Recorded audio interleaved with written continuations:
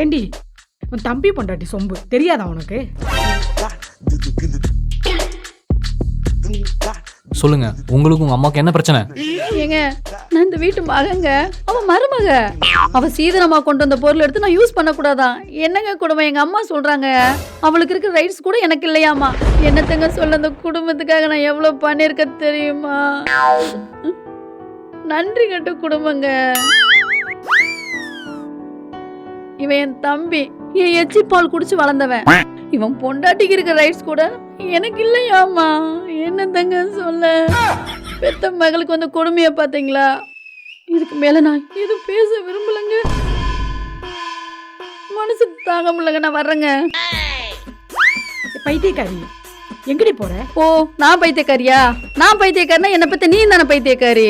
இந்த சொம்பு பிரச்சனைய பெரும் பிரச்சனை ஆக்கல நான் உன் மக கிடையாது.